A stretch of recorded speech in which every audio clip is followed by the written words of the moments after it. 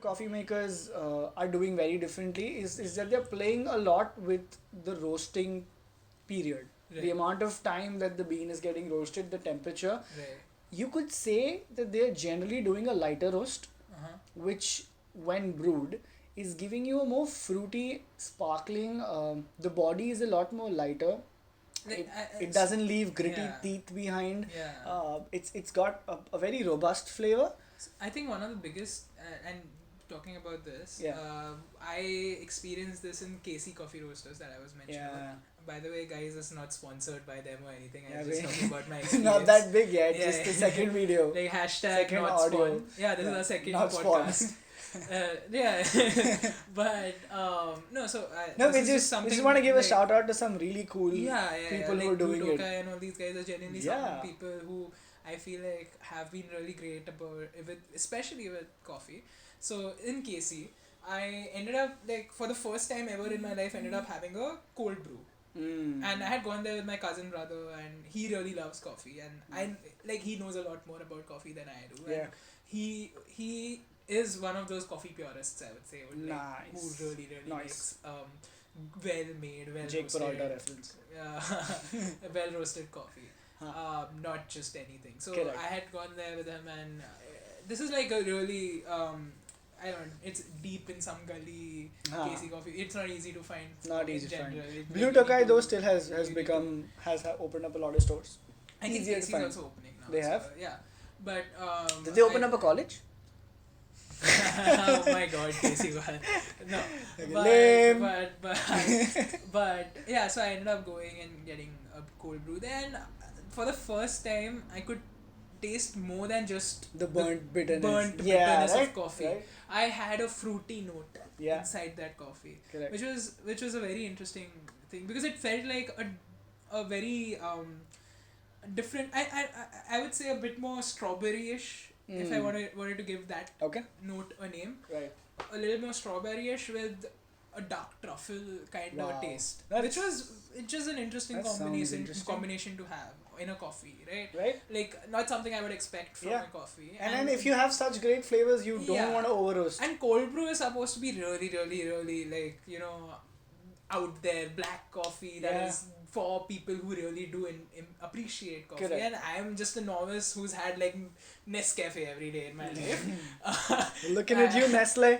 To suddenly going Ding, ding, getting ding. into That's not cold Nestle. brew and what are you doing, man? Something. And I just ended up having like that coffee, and it felt so good. It Like did? I feel like if I could.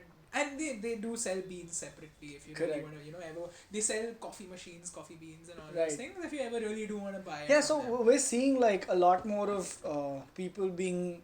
So I mean, get this right from a few years ago where you just wanted to go to a store and have your coffee.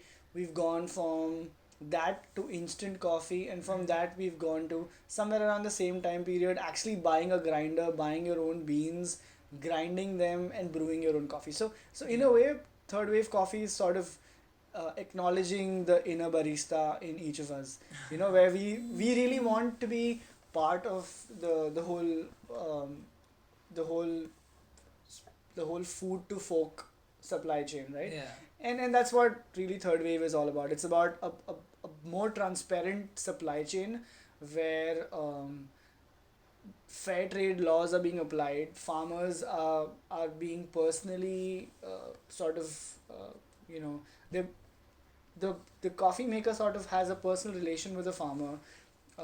They go around, travel the world, source the coffee, make sure that the coffee guy. Most of them are in South America, which happens to be a great place to brew coffee, like Ethiopia. I don't know if that's in South America, but okay, so like good coffee usually comes from a lot of places. That just always research before you speak, man. Yeah, no, I actually don't. And Aishman's just gonna do a quick search over here.